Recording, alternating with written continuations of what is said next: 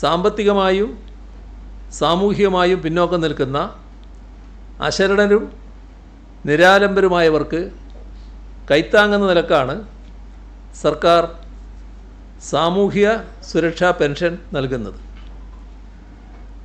സാമൂഹ്യ സുരക്ഷാ പെൻഷനുകൾ, ക്ഷേമനിധി ബോർഡ് പെൻഷനുകൾ, സർക്കസ്, അവശ കലാകാര പെൻഷനുകൾ എന്നിവ നിലവിൽ പ്രതിമാസം 1600 രൂപയാണ്.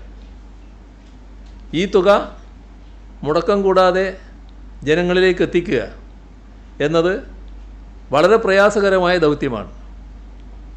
അത് മുടങ്ങാതെ നിറവേറ്റാൻ അതീവ ശ്രദ്ധയും ജാഗ്രതയുമാണ് സർക്കാർ പുലർത്തിയത്. ഒരു ഗഡു പോലും അനിശ്ചിതമായി കുടിശ്ശികയാകാതിരിക്കാൻ ശ്രദ്ധിച്ചു. ഏത് പ്രതിസന്ധി വന്നാലും പെൻഷൻ തുക നൽകുമെന്ന് ദൃഢനിശ്ചയമെടുത്തു.